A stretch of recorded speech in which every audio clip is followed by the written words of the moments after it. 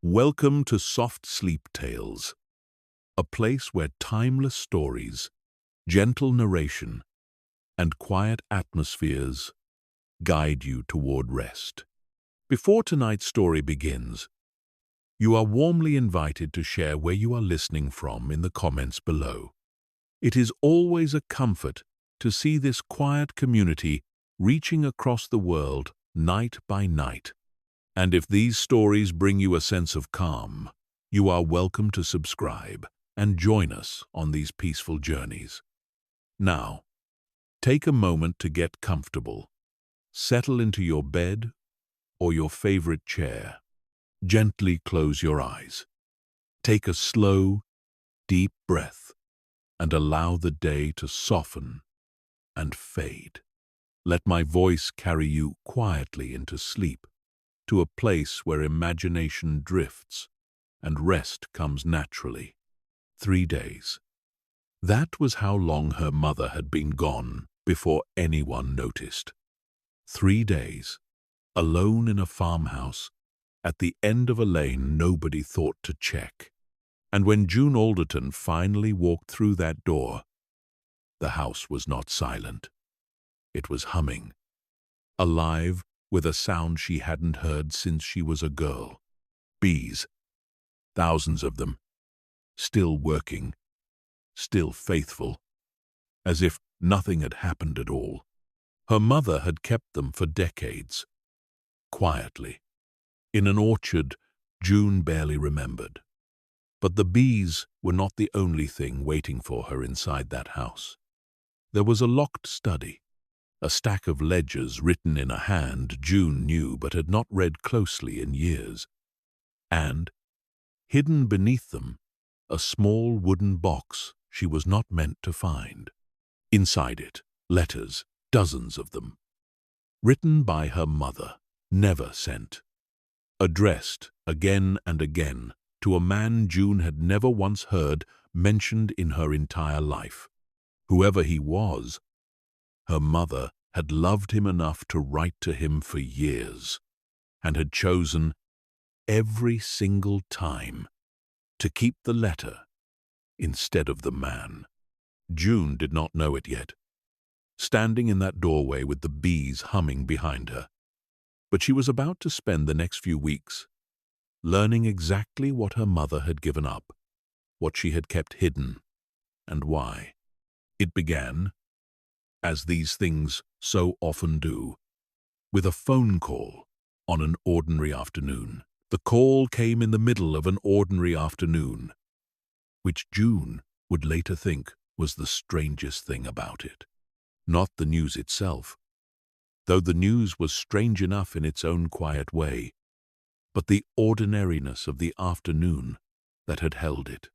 She had been standing at the small window of her flat with a cup of tea going lukewarm in her hand,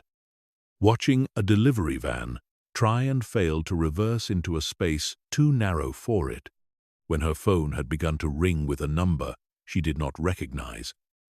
But somehow, in the particular dread that gathers before certain calls, already understood.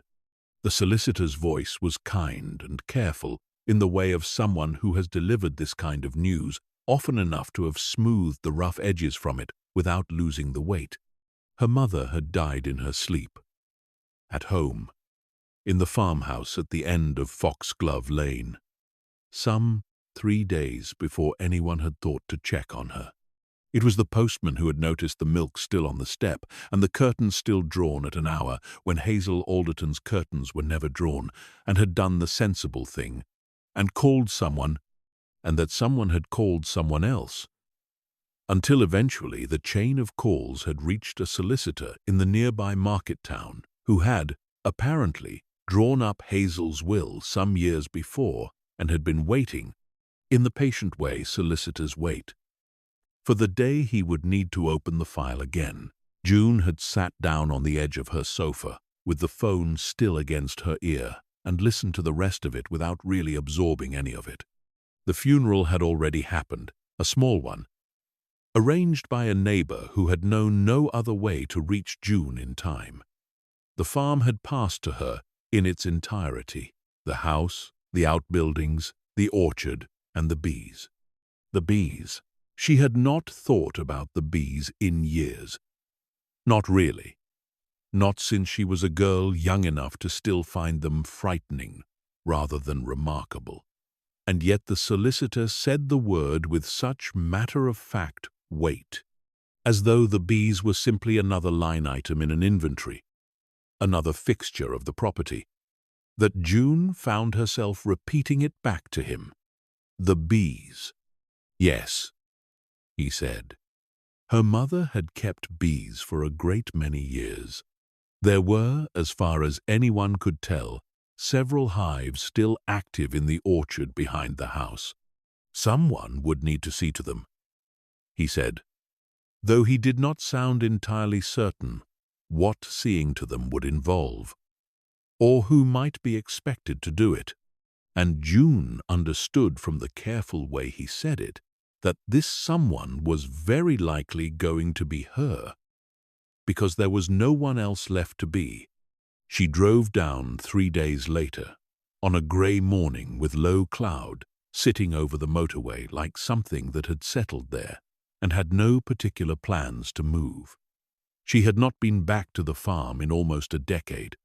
There had been a slow drift between herself and her mother that neither of them had ever named directly. The kind of distance that accumulates not from any single quarrel, but from years of small choices, each one reasonable on its own, each one adding another inch to a gap that eventually became too wide to cross without acknowledging it had been allowed to grow. Phone calls that shortened over the years. Visits that became harder to arrange, then harder to want to arrange. Christmas cards that said less and less, until they said almost nothing at all beyond the practical facts of a life being lived at a distance. She had told herself, in the years since, that this was simply what happened between people, that mothers and daughters drifted,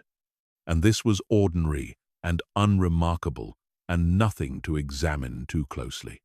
She found, now, driving down the long, straight roads that led away from the motorway and into the smaller lanes, that eventually became gravel and then became the rutted track that led to Foxglove Farm, that this explanation did not feel as solid as it once had. It felt instead like something she had built for herself out of convenience. A story constructed to make an uncomfortable absence feel less like a choice and more like weather, something that had simply happened to both of them rather than something either of them had allowed. The farmhouse appeared at the end of the lane the way it always had, low and grey stone, with a roof that dipped slightly in the middle from age, the kind of house that looked as though it had grown out of the ground rather than been built upon it. The orchard lay behind it, bare now in the turning of the season, the apple trees holding their last few leaves with the stubbornness of things reluctant to let go of what remained. And beyond the orchard, at the field's edge, where the land began its gentle slope down toward the stream, she could see them, even from the car, the hives. 5 of them, white boxes in a neat row beneath the shelter of an old oak, exactly where they had always stood, exactly as she remembered them from a childhood she had spent years trying not to think about too carefully. She parked the car on the gravel where her mother's car had always been parked. Though her mother's car was gone now, presumably towed or sold or simply removed by someone in the chain of people who had handled the practical business of a death that June herself had arrived too late to be part of. She sat for a long moment with her hands still on the wheel, looking at the house, feeling the particular vertigo of returning to a place that has not changed, while everything about your relationship to it has changed entirely. The front door was unlocked. It had always been unlocked, in the way of houses at the end of long lanes where the nearest neighbor is a mile off and the nearest stranger further still. and June found this small continuity almost unbearable, the door swinging open under her hand exactly as it always had, the hallway beyond exactly as she remembered it, the flagstone floor and the low-beamed ceiling, and the particular quality of the light that came through the small, deep-set windows, gold and dim, and slightly green where it passed through the ivy that had crept, in the years of her absence, further across the glass than she remembered it reaching before. The smell reached her before she had properly stepped inside. Beeswax and wood smoke, and something sweeter beneath both. Something she could not immediately name but recognized instantly and completely. The way you recognize the specific scent of a childhood home even after years away, even after telling yourself you had forgotten it. Honey. The whole house smelled faintly, permanently, of honey, worked so deeply into the wood and the walls and the old furniture that it had become simply the smell of the house itself, indistinguishable now from stone and timber and years. She stood in the hallway for a long time before she made herself move further in. The kitchen was, as she remembered it, the wide, scrubbed table, the range against the far wall, the dresser, with its mismatched crockery, arranged with the particular care her mother had always brought to arranging. Things that did not, on the surface, seem to need arranging. There was a jar of honey on the table, half used, the spoon still resting in it, where it had last been left. And June looked at this small, unfinished gesture, this evidence of an ordinary morning that had simply stopped, and felt something in her chest tighten in a way she was not prepared for. She made herself walk through the rest of the house that first afternoon, room by room, not searching for anything in particular, simply reacquainting herself with a place that had once been entirely familiar and was now familiar in the strange, dislocated way of a dream half remembered. Her old bedroom at the top of the stairs, smaller than she remembered, the narrow bed still made up, a shelf of books she had read as a girl still standing in the order she had left them. Her mother's room, tidy in the particular way of someone who kept things simple, because simplicity was easier to maintain alone. A wardrobe of plain, practical clothes, a small table by the bed with a lamp and a single book, a worn paperback with a cracked spine that June did not pick up that first day, though she noted its presence the way you note something you know you will return to. The rooms downstairs held more of her mother's daily life. The sitting room with its 2 armchairs angled toward the fireplace. One clearly used far more than the other. A scattering of magazines about beekeeping and rural life on the small table beside it. A study, if it could be called that. More, a converted box room off the kitchen, with a desk beneath the window and shelves along 2 walls holding ledgers and reference books, and what appeared,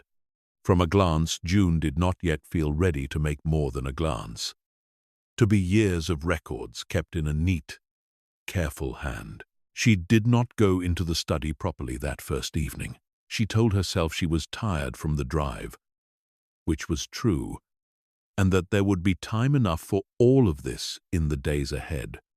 which was also true, though she recognized, even as she told herself these reasonable things, that some part of her was simply not ready. The study felt, from the doorway, like the room most concentrated with her mother's presence, the room where the version of Hazel Alderton that June had never fully known, the woman, apart from being a mother, apart from the small handful of roles June had allowed her to occupy in memory, might most clearly be found. She was not ready to meet that woman yet. She closed the door gently and went to make tea instead. standing at the kitchen window as the kettle heated, looking out at the orchard and the hives beyond it, pale shapes in the gathering dusk, and wondering, with a small cold feeling she did not examine too closely, whether the bees inside them knew yet that the person who had tended them was gone. She slept badly that first night, in her old, narrow bed beneath a window that let in more of the moon than she remembered, waking twice to lie in the particular silence of the countryside, a silence that was not silence at all but a different kind of sound. The wind in the orchard, some small creature moving through the grass beyond the wall, the house itself settling and creaking in the way old houses do, as though breathing slowly through the night. She thought, lying there in the dark, about the last time she had spoken to her mother, a phone call some months before that she could no longer entirely reconstruct, ordinary and brief, the kind of call you do not know at the time will be the last of its kind. And she found she could not remember how it had ended, whether she had said anything close to goodbye, or whether it had simply trailed off into the practical closing phrases people use when a call has run its natural course and neither party feels the pull to extend it. She lay awake turning this over until the window began to grey with the earliest suggestion of morning. And then, finally, she slept. She woke properly a little after 8, to a house full of a pale autumn light, and the particular disorientation of waking somewhere unfamiliar that had once, long ago, been entirely familiar. She lay for a while looking at the ceiling, at the same faint water stain in the corner she remembered from childhood, evidence of some old leak long since repaired but never quite painted over. And then she made herself get up, because there were things that needed doing, and because lying in bed turning over old phone calls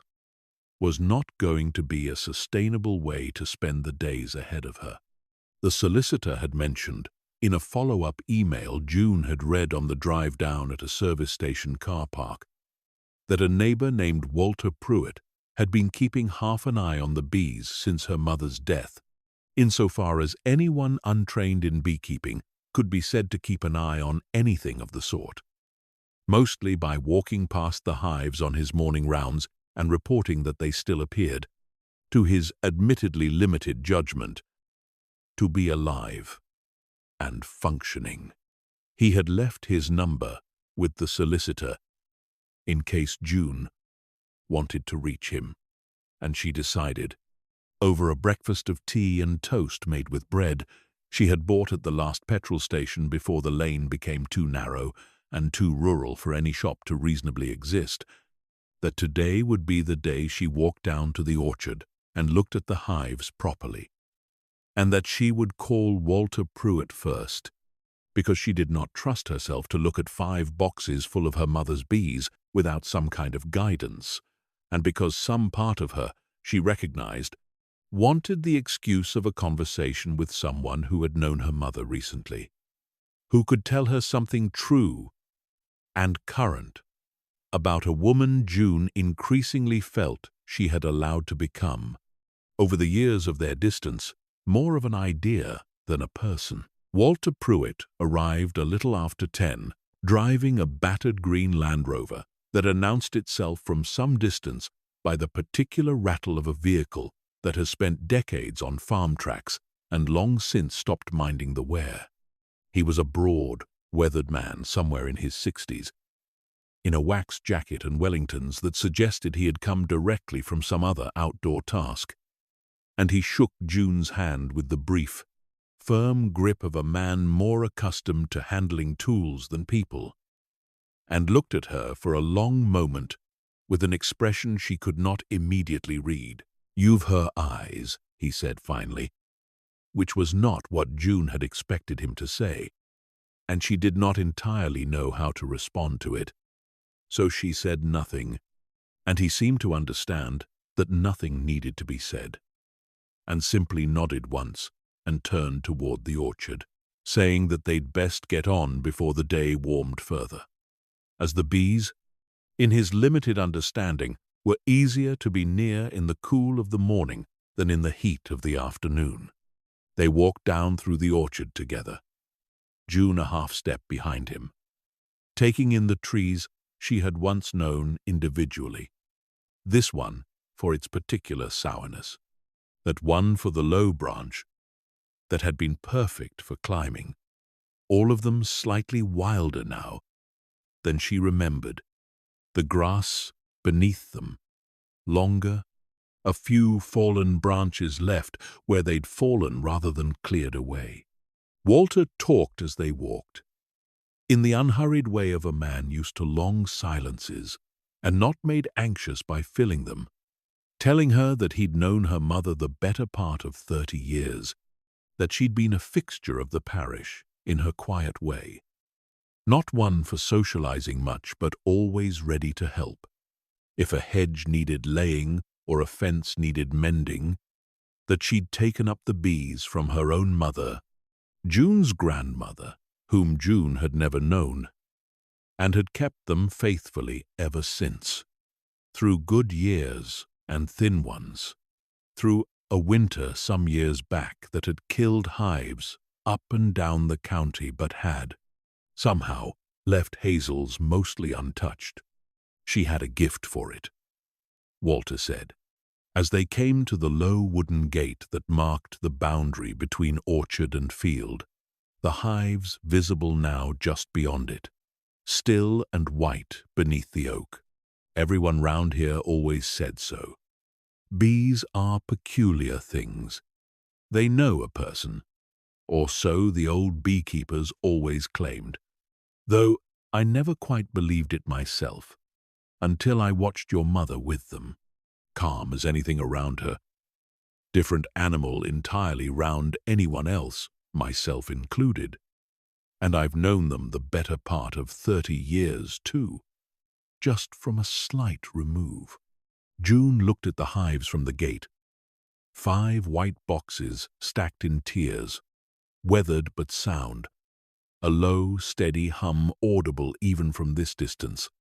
the kind of sound she had not heard in so long that some old, deep part of her recognized it before her conscious mind had caught up.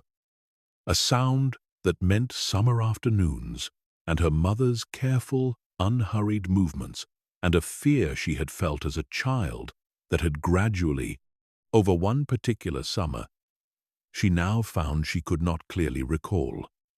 transformed into something closer to fascination. "Do you want to go closer?" Walter asked, and June found she did, though she could not have said exactly why, whether it was simple curiosity or something more like obligation, the sense that these were now, whether she felt ready for it or not, her bees in the same practical sense that the house was now her house, and the study full of ledgers was now her study to eventually enter, and that avoiding them indefinitely was not a real option available to her. They approached slowly, Walter explaining as they went that he'd brought a spare veil in the Land Rover, that it was best to be sensible even if the bees seemed calm, that Hazel herself had rarely bothered with full protective gear, but that Hazel, as he'd said, had a gift that he did not think either of them could presume to share. June let him fit the veil over her head, the mesh turning the world slightly hazy and green, and followed him the final stretch to the row of hives, her heart beating faster than she would have liked to admit, though whether from fear of the bees or something else entirely, something closer to the anticipation of meeting a part of her mother she had never properly known, she could not have said. The hum grew louder as they approached, resolving from a single low note into something more textured, thousands of individual small sounds combining into one continuous presence, and June stood a few feet from the nearest hive and watched the bees moving in and out of the small entrance at its base, some arriving heavy and slow, with pollen visible in pale clumps on their legs, others departing lighter and faster. The whole operation possessed of a purposefulness that felt, standing there in the cool morning air, entirely indifferent to the death of the woman who had tended them. And June found this indifference strangely comforting rather than upsetting. Evidence of something continuing, something that had not stopped simply because a single human life, among the countless lives connected to this small patch of orchard, had come to its end. Walter did not open any of the hives that morning, saying only that he wasn't confident enough in his own limited knowledge to go poking about inside without someone more experienced present, but that he knew a fellow 2 villages over, a proper beekeeper who ran an association for the district, who might be persuaded to come out and give the hives a proper inspection to make sure they were healthy and had enough stores to see them through the coming cold months. June thanked him and meant it, and they stood together for a while longer, simply watching the bees work. Walter offering small observations here and there. This hive always been the strongest. That one gave your mother some trouble, a few summers back with a queen that wouldn't settle. Until eventually he said he ought to get on, that he had his own place to see to,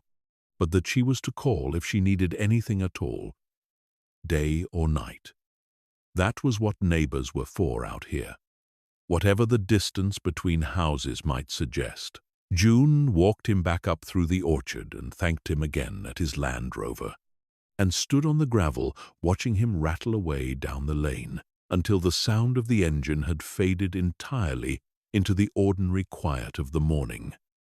And then she turned back to look at the house, at the study window on its western side, and understood that she had run out of reasonable excuses to delay any longer.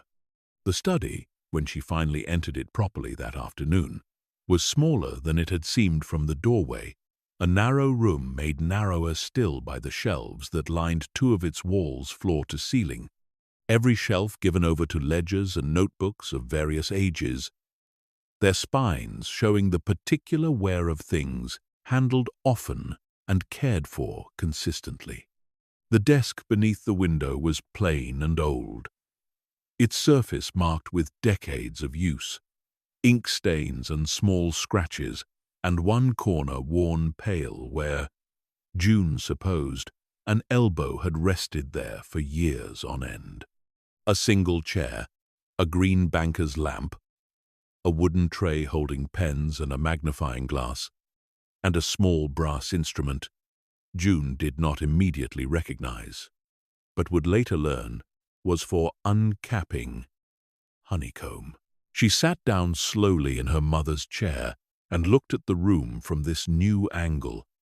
the angle her mother must have looked at it from for years, decades even, and felt the particular strangeness of occupying a space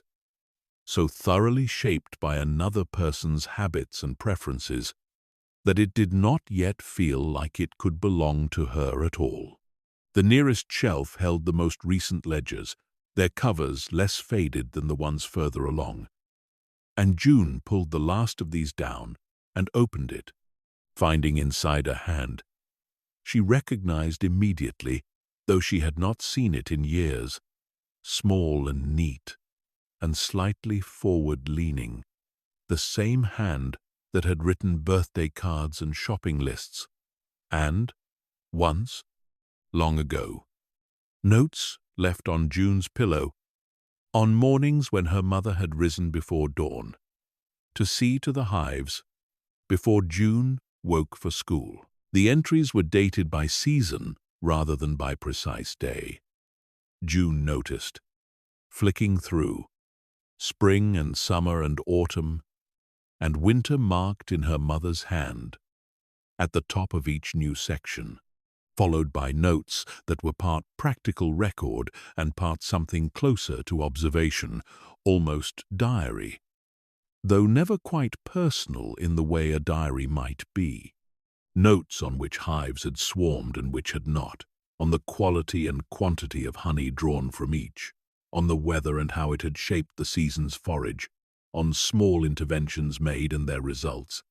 June read for a long while without fully registering the passage of time, the light in the study shifting slowly from the pale gold of early afternoon toward something deeper as the day advanced, and found herself increasingly absorbed not simply in the practical content of the entries, but in the voice behind them,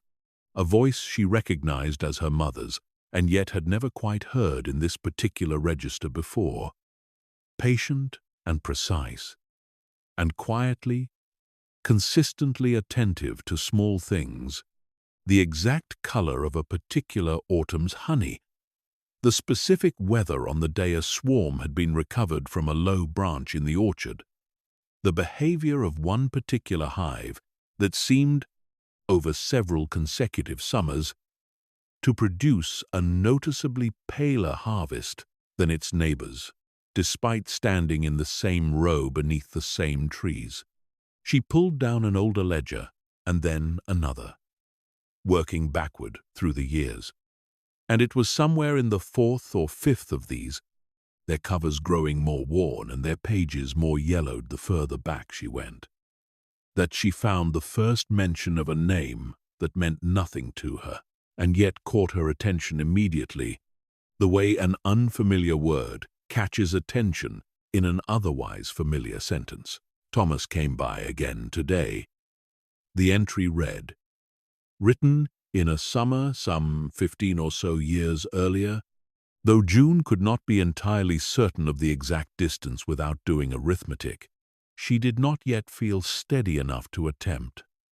Helped with the supers on the end row, good hands with them, better than most men who claim experience and have none. Stayed for tea after, talked longer than either of us meant to. June sat with this entry for a long moment, turning the unfamiliar name over in her mind. Thomas. She did not recognize it from any period of her own life at the farm, could not place it among the small handful of neighbors and acquaintances she remembered from childhood, and yet the ledger returned to him again across several subsequent entries. Always briefly,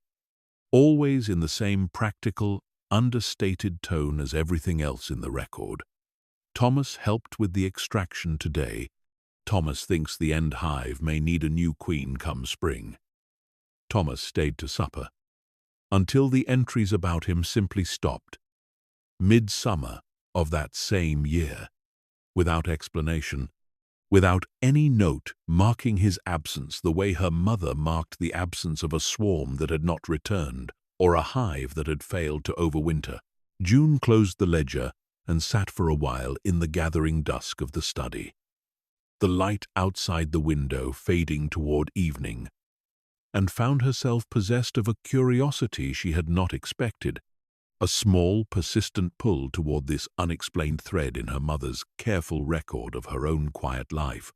This man named Thomas, who had appeared for a single summer with good hands and an ease around the bees, and had then, for reasons the ledger did not offer, simply vanished from the page. She told herself, rising finally to go and make something resembling dinner from the meager supplies she had brought with her, that it was likely nothing, a friend or a hired hand from some passing season, someone who had moved away or lost touch in the ordinary way people did, and that she was perhaps reading significance into an absence that meant nothing more than the natural end of an unremarkable acquaintance. But some part of her, standing at the kitchen window as she had the evening before, looking out at the darkening orchard and the pale shapes of the hives beneath the oak, did not quite believe this explanation, and she found herself thinking, as she had not expected to think again so soon,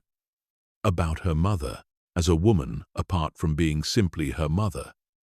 a woman with a life and a history and, perhaps, an unfinished thread or two of her own that had never made it into any conversation June had been present for. She ate a simple meal at the wide kitchen table, alone, in a silence that felt different from the silence of her flat in the city, less empty and more full, weighted with the presence of the house around her, and afterward she found herself drawn back to the study rather than to the sitting room, where she had told herself that morning that she would spend the evening resting. She did not open another ledger immediately. Instead, she simply sat at the desk again, in her mother's chair, and looked around the small room properly for the first time, taking in details she had passed over in her earlier absorption with the ledgers. A small framed photograph on the corner of the desk, faded with age, showing a young woman June did not immediately recognize as her mother standing before the hives in what must have been the earliest years of the apiary. A wooden box on the lowest shelf that she had not noticed before, tucked half behind a stack of older ledgers, its lid closed but not. She saw, on closer inspection, locked. She reached for the box slowly, some instinct making her careful with it in a way she had not been careful with the ledgers, and lifted the lid to find it filled not with more records of hives and honey but with letters, a great many of them, tied in loose bundles with what looked like ordinary garden twine rather than anything more sentimental. The paper of the oldest bundles yellowed and soft with age, the ink in places faded to a pale brown that had once, June supposed, been a deep and confident black. She did not open any of them that first night. She sat for a long while with the box in her lap and the lamp casting its warm circle of light across the desk, and felt the particular vertigo of standing, quite suddenly, at the edge of something she had not known existed and was not yet certain she was ready to step into, and eventually, as the house settled into the deeper quiet of late evening around her, she closed the lid again, gently, and carried the box upstairs, and set it on the small table beside her narrow childhood bed, where it sat through the night like a held breath, waiting, she thought, for whatever came next. She woke the following morning to a house filled with a different quality of light, thin and silver rather than gold, the kind of light that meant the weather had turned overnight toward something cooler, something that carried the first real suggestion of the winter, still some weeks off, but no longer entirely theoretical. She lay for a while looking at the box on the little table, its plain wooden lid catching the pale morning light, and thought about the letters inside it, and found that her curiosity of the night before had not dimmed with sleep, but had instead settled into something steadier, less urgent but more persistent, the kind of pull that does not need to be answered immediately because it has already decided it will be answered eventually. She made herself deal with practical matters first, because she had learned, over the years of living alone in the city, that grief and uncertainty were more bearable when given a scaffold of small, ordinary tasks to lean against. She found eggs in the pantry that were, remarkably, still within date, evidence of some final ordinary shop her mother must have done in the days before her death, and she made herself a proper breakfast, and washed the dishes after in the deep stone sink, and stood for a while afterward at the window watching a pair of wood pigeons work their way along the low wall at the orchard's edge, their movements unhurried and entirely untroubled by the fact that the person who had, presumably, fed them scraps and crumbs across many winters was no longer there to do so. She rang the number the solicitor had passed along for the District Beekeeping Association and spoke to a woman named Margaret, who promised to send someone out within the week to give the hives a proper inspection before the weather closed in fully, and who asked, in the gentle, careful way of someone accustomed to delivering condolences as a matter of professional routine, how June was finding things, and June said she was managing, which was not entirely true and not entirely false either, and which seemed to satisfy the question well enough that the conversation could move on to practical matters of scheduling. It was not until the early afternoon, with the practical business of the day mostly seen to, that she allowed herself to return to the box. She carried it down to the kitchen this time rather than remaining in the study, telling herself, though she was not entirely sure it was true, that she wanted the wider light of the kitchen window rather than the narrower, more concentrated light of the desk lamp, though she suspected the real reason was something closer to wanting to be in the room that had always felt most like the heart of the house, the room where her mother's presence lingered most warmly rather than most starkly. She set the box on the wide table and drew out the topmost bundle. The twine loosened easily, the knot old but not tight, as though it had been tied and retied many times over the years by someone returning to the letters periodically rather than sealing them away and forgetting them entirely. The letters in this bundle were, she found on opening the first, not from Thomas at all, but to him, her mother's own hand, rather than any unfamiliar one, and June understood, turning the first page over in her fingers, that these were letters that had been written and never sent, kept instead, folded and returned to their envelopes, and set aside in this box for reasons the letters themselves did not immediately explain. The first was dated only by season, in the same manner as the ledgers, written in what June guessed, from small internal references to the honey harvest and the state of the orchard, to be in autumn some years after the summer. The ledger entries about Thomas had abruptly stopped. I do not know why I am writing this, the letter began, when I have no intention of sending it, and no real expectation that you would want to receive it, even if I did. Perhaps it is simply that some thoughts need somewhere to go, and you have always been, even in your absence, the person I find myself wanting to tell things to. The bees have done well this autumn, better than last, though last was a difficult year for everyone, what with the wet spring setting the whole season back. I think of you every time I check the end hive, the one you always said had the calmest temperament of the 5, though I have never been able to tell the difference myself, not the way you could. I suppose that was always the difference between us. You could read them like a book. I have only ever been able to manage them, carefully, attentively, but never with whatever it was you had. June read this first letter twice, sitting very still at the table with the pale autumn light coming through the window behind her, and felt something in her chest tighten in the same way it had tightened at the sight of the half-used jar of honey on her first afternoon in the house. The sense of stumbling upon evidence of an ordinary, private sorrow that had continued quietly for years, without ever once surfacing in any conversation June had been part of. She opened the second letter, and then the third, working through the bundle slowly, not rushing,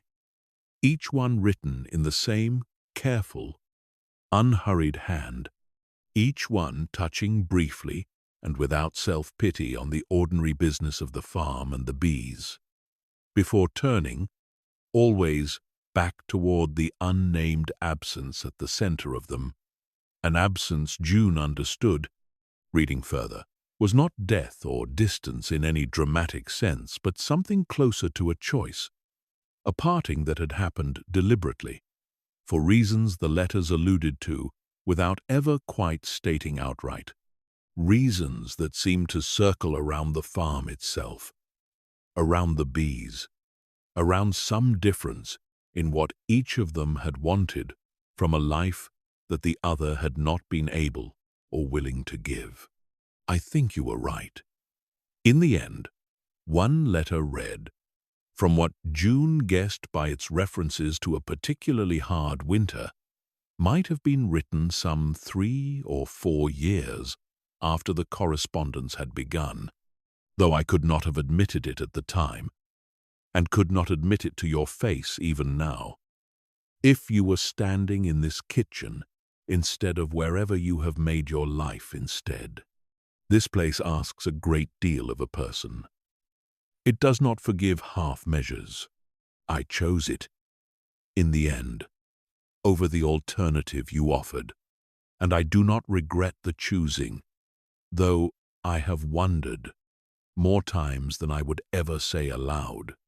whether I chose it because I loved it more than I loved the other thing, or because I was simply more afraid of the other thing,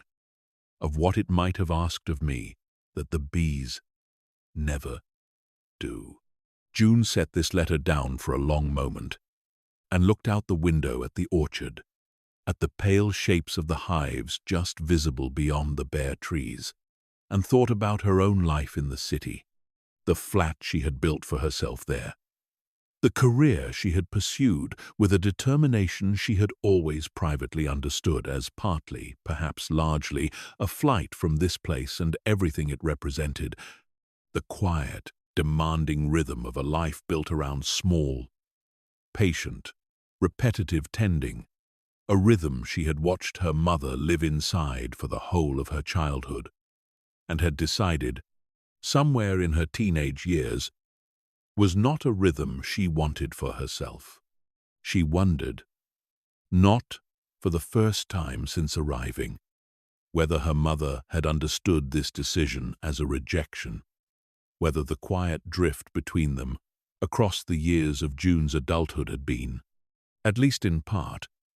her mother's own grief over a daughter who had looked at the life she had built and chosen, deliberately,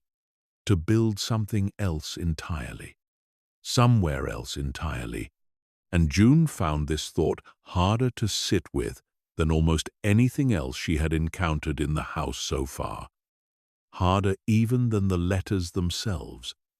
because it turned the mystery she had been examining outward from a question about her mother's past into a question about her own choices, her own long silences, her own share of the responsibility for a distance she had, until this week, mostly allowed herself to think of as something that had simply happened rather than something she had helped build. She did not read the rest of the bundle that afternoon. She found she needed to stop, to sit for a while in the kitchen, with the letters set carefully back inside their loosened twine, and to simply be in the house, in the quiet, without adding anything further to the weight she was already carrying. She made tea and took it out to the small bench beside the back door, wrapped in one of her mother's old coats that still hung on the hook in the hallway, and sat there for a long while in the cold, clean air of the afternoon, watching the bees move in slow, purposeful lines between the hives and the last remaining flowers at the orchard's edge, the ivy blossom that had come late this year, and seemed, from where she sat, to be the last real forage before the true cold set in. She thought, sitting there, about Thomas, about the choice her mother's letters described, without ever quite naming what the choice had specifically been, and found herself wondering whether he was still alive, whether he still lived somewhere within reach, whether he had ever known that these letters existed at all, tied in their careful bundles and kept for years in a box that had sat, unlocked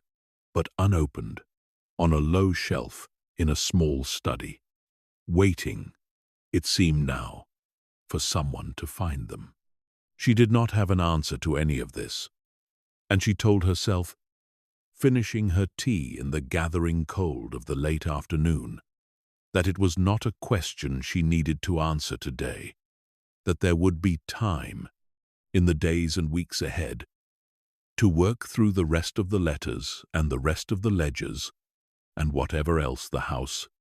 had kept quietly stored away across the years of her absence.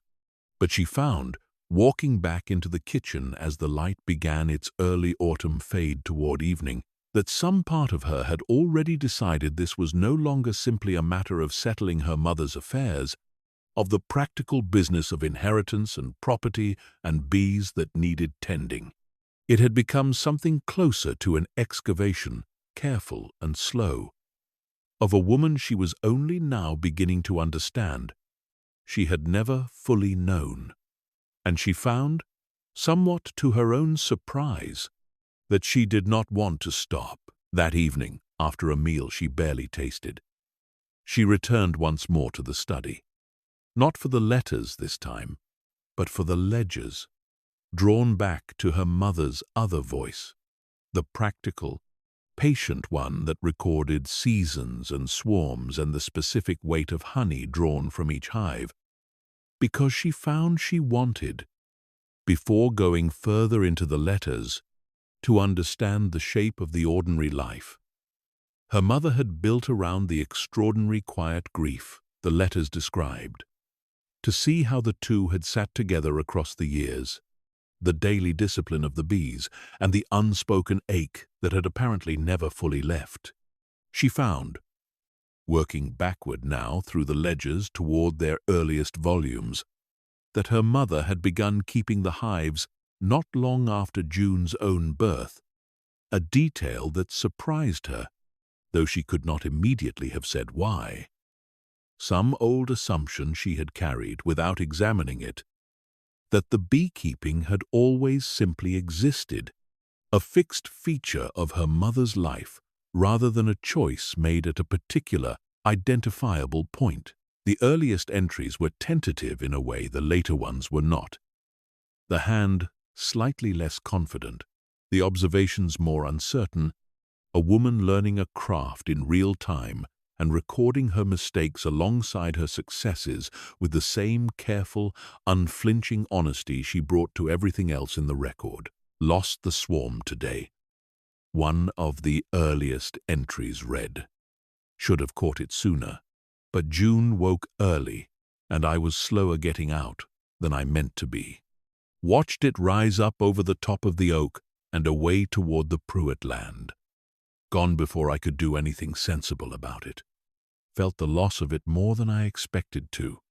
Will do better next year. June read this entry with a small, unexpected ache, recognizing in it the first mention of herself in the whole record. An infant whose early waking had cost her mother a swarm of bees, and she thought about the years that had followed, the slow accumulation of skill and patience visible across the ledgers, entry by entry, season by season, her mother building this quiet, demanding craft around the edges of raising a daughter alone, because June understood now, reading further, piecing together small details scattered across years of entries, that her mother had raised her essentially alone, that whatever the choice described in the letters had specifically been, it had left Hazel Alderton to build this life, farm and bees and daughter together, without whatever alternative the letters gestured toward but never named. She sat with the ledgers late into the night, the lamp casting its warm circle across the desk, the house settling around her in its familiar creaks and small sounds, and found herself, somewhere in the deepest part of the evening, crying quietly, and without any particular drama, not for any single detail in the record, but for the accumulated weight of all of it together, the whole patient, careful, quietly, lonely shape of a life she was only now, far too late, beginning to properly understand. The inspector from the Beekeeping Association arrived 4 days later, on a morning bright and cold enough that the grass in the orchard had taken on a thin coat of frost that lingered in the shadow of the trees well past 9, though the open ground beyond had already surrendered its own frost to the climbing sun. His name was Edwin, an older man, slighter than Walter Pruitt, with the kind of unhurried, economical movements June had come to associate, across these last days of reading her mother's ledgers, with people who had spent long years working closely and carefully with something that could sting them if handled carelessly. He worked through the 5 hives methodically, lifting frames and holding them up to the light, murmuring small observations to himself that he occasionally translated aloud for June's benefit. This one's a strong colony. Plenty of stores laid in for the winter. Good brood pattern on this frame. Whoever kept these was doing everything right up until the end by the look of it. June stood a short distance off in the borrowed veil, watching him work with the same unhurried patience Walter had described in her mother, and felt a small, unexpected pride at his assessment, as though some part of her wanted the hives to reflect well on a woman she had spent the better part of a decade keeping at arm's length. When he had finished, he stripped off his gloves and stood with her at the gate, looking back at the row of white boxes beneath the oak, and told her that the hives would see themselves through the winter well enough, without much intervention, beyond an occasional check, to be sure the entrances hadn't become blocked with snow or dead bees, that the real work would begin again in spring, and that if she intended to keep them going herself, she would do well to join the association, attend a few of the winter talks, get her hands properly into a hive under supervision before the season properly began. "Did you know her?" June asked, meaning her mother, and Edwin said that he had a little, mostly through the association meetings, that Hazel had come to fewer of them in recent years than she once had, though she'd always sent her notes on the season's yields dutifully enough when the secretary asked for the annual figures. "Kept to herself, mostly," he said. "Good beekeeper. Better than most of us, if I'm honest. Though she'd never have said so herself. Quiet sort of person. The kind who does the work because the work needs doing, not because she wants anyone to notice she's done it," June asked, because she found she could not entirely stop herself, whether the name Thomas meant anything to him. And Edwin considered this for a moment, his brow creasing slightly with the effort of memory, before saying that there had been a Thomas Reeve, some years back, who'd kept bees over toward the far side of the valley, on a small holding that had since been sold on, he believed,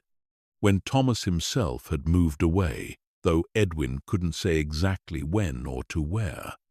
Good beekeeper, too, from what he remembered, though he hadn't come to many meetings even in his time here, and had dropped off entirely well before Edwin himself had taken up his current role with the association. "Why do you ask?" he said. And June, not quite ready to explain the letters, said only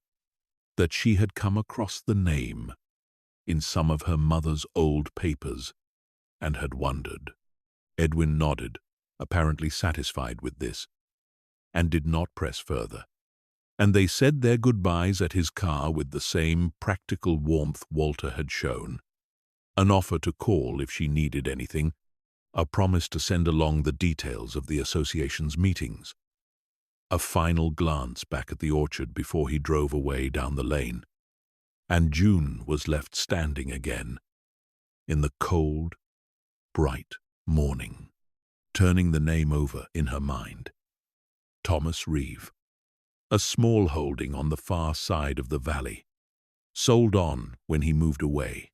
She spent the rest of that morning in a state of distracted restlessness,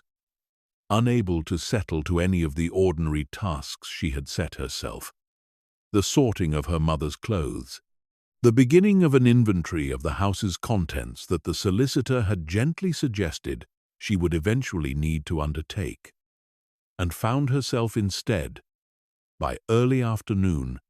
back at the kitchen table with the box of letters open before her once more, working now with a different kind of attention, no longer simply absorbing her mother's voice, but actively searching, letter by letter, for anything that might tell her more about where Thomas Reeve had gone and why. The letters, she found, working through them in the rough chronological order,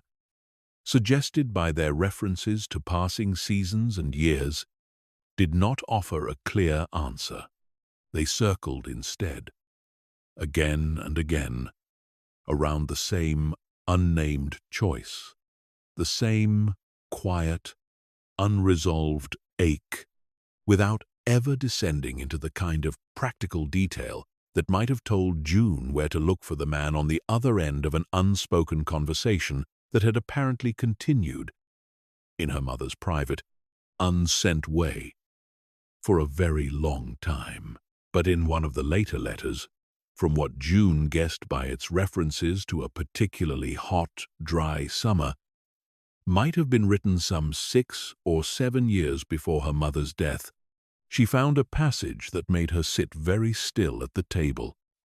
her tea forgotten and cooling beside her. "I heard from Margaret at the association that you've taken the cottage over near Ashcombe," the letter read. "I did not ask for details, though I confess I wanted to. More than I let myself admit even in the asking. I think of you sometimes, on the good days, tending whatever small patch of garden you've made for yourself there, and I hope it is a peaceful sort of life. The kind neither of us managed to build together, though we each seem to have built some version of it apart. I do not know why I still write these, when I have never sent a single one, when I do not even know, now, whether the address I once had for you would still find you if I did. Perhaps it is simply that the writing itself is the point, not the sending. A way of keeping a door open that I know, in every practical sense, closed itself a long time ago." June read this passage several times, the word Ashcombe settling into her mind with a small, insistent weight. She did not know the place, had never heard it mentioned in all her years growing up on this farm, though she supposed this meant little, given how carefully her mother seemed to have kept this entire part of her life folded away from the ordinary conversations of a shared household. She thought about looking it up, about the ease with which a name and a rough location could, in the world she had come from, be turned into an address, a phone number, a door she might, if she chose, eventually knock upon, and found the thought both electrifying and faintly frightening. A door she was not yet certain she had any right to open on her mother's behalf. She set the letters down as the afternoon began its slow fade toward evening, and went instead to stand at the kitchen window, looking out at the orchard, at the hives settling into the stillness that Edwin had told her would carry them through the coming winter, and thought about the strange, quiet accumulation of the last several days, the ledgers and the letters and the 2 men, Walter and Edwin, each offering their own small fragment of a woman. June was only now beginning to properly assemble into something whole. She thought, too, about her own part in all of this, about the years of distance she had allowed to grow between herself and her mother, years that now felt, standing in this kitchen thick with the smell of beeswax and old honey,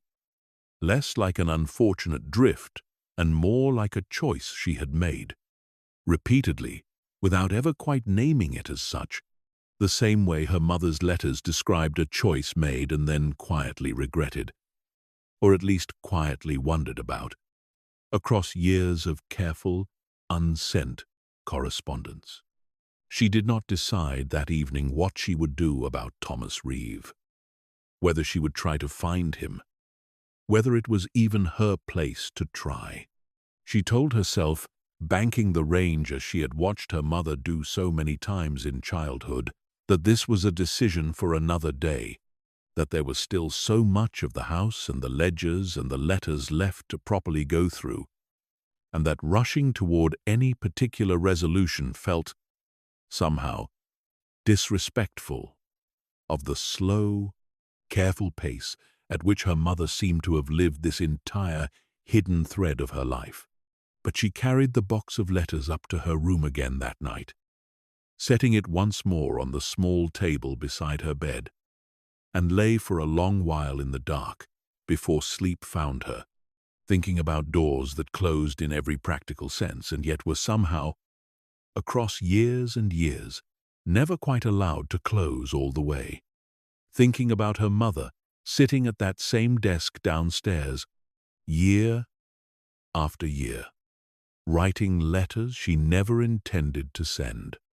and wondering, as she finally drifted towards sleep,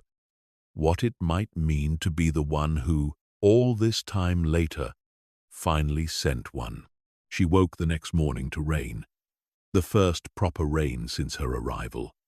a steady grey fall that softened the edges of the orchard and drummed gently against the old windows, and she found, she did not mind it, that there was something almost restful in a day that gave her permission to stay indoors, to move slowly, to sit with everything she had learned so far without the pull of some outdoor task waiting to be seen to. She made a full pot of tea and carried it into the study rather than the kitchen, settling into her mother's chair with the rain sounding softly against the glass, and spent the morning simply reading, moving back and forth between the ledgers and the letters, building, page by page, a fuller picture of the two threads of her mother's life and the way they had run alongside each other, separate but never quite unconnected, for the better part of 3 decades. She found, in one of the middle ledgers, a single entry that stood apart from the others, not by any change in her mother's careful, practical hand, but by its unusual length, a full page where most entries ran to only a few lines. It was dated, as ever, only by season, an autumn that June guessed, from the surrounding entries, fell some 2 or so years after the last of the letters she had read mentioned Thomas leaving for the cottage near Ashcombe. "I have been thinking," the entry began, "about what it means to keep something well. I do not mean only the bees, though I suppose I mean them too. I have kept this farm well, I think. I have kept June well as I have known how, though I sometimes wonder whether well is the right word for a childhood spent mostly in the company of one tired, careful woman and several thousand bees. I have kept the hives well, better each year than the last, though I could not, in the end, keep the other thing well at all, and I do not think that failure was entirely mine, though I have spent a great many quiet evenings turning it over as though it might have been. I think there is a kind of keeping that asks everything of you and does not in return ask you to be anything other than steady. The bees are like this. They do not require charm or explanation. They require only that you show up again and again in every season, whether the weather is kind or cruel, and that you pay attention and that you do the small necessary things without needing to be thanked for them. I have been good at this kind of keeping. I do not think I have ever been quite as good at the other kind, the kind that asks you to be seen, to be known, to let someone close enough that they might, if they chose, hurt you badly. I chose the bees, in the end, not because I loved them more, but because they were safer to love. And I have wondered, on the harder evenings, whether that was cowardice dressed up as devotion, or whether it was simply the shape my life was always going to take, given who I am and what I was given to work with. June sat with this entry for a long time, the rain still falling steadily beyond the window, and felt something in her chest that was not quite grief and not quite recognition, but some difficult combination of both, because she understood, reading her mother's careful self-examination, that she had inherited something of this same instinct, this same quiet preference for the kind of keeping that asked only steadiness and not exposure. And she thought of her own flat in the city, her own carefully maintained distance from the messier entanglements of a fuller life, and wondered whether she had learned this from her mother directly, by example, or whether it was simply something passed down in the blood, the way a gift for reading bees might be passed down, quietly, from one generation to the next, whether anyone ever named it or not.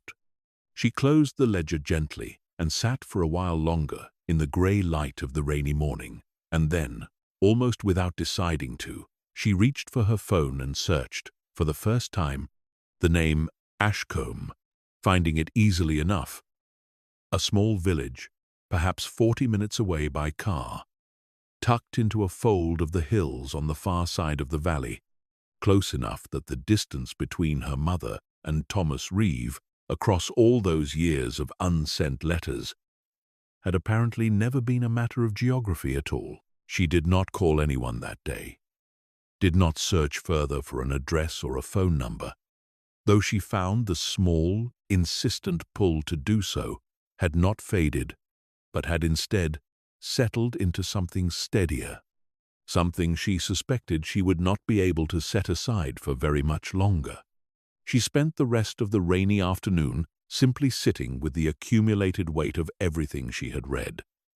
the ledgers and the letters both, and found herself, toward evening, standing once more at the kitchen window, looking out at the hives through the softening rain, thinking about her mother's own words, about the kind of keeping that asked only steadiness, and wondering whether there was, perhaps, still time to attempt the other kind, the harder kind, on her mother's behalf, if not her own. She went to bed early that night, the rain still falling softly against the old windows, and slept, for the first time since her arrival, without waking once until morning. And when she woke, the sky outside had cleared to a pale, washed blue, and the orchard beyond her window was bright with the particular clean light that follows a long rain. And she lay for a moment simply looking at it, feeling, for reasons she could not entirely name, that something in the house and in herself had shifted quietly overnight into a new and steadier shape, ready, at last, for whatever came next. She spent the morning after the rain in the orchard, not with any particular purpose beyond wanting to be outside, in the washed, clean light, walking the rows of trees she had once known individually and was slowly coming to know again, pausing at the low stone wall where the land began its gentle slope down toward the stream, watching the hives from a small distance, their pale shapes catching the sun, the bees already moving in and out of the entrances despite the lingering cold, drawn, she supposed,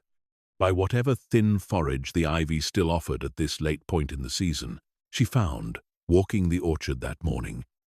that her mind kept returning to the entry she had read the evening before, the one about keeping,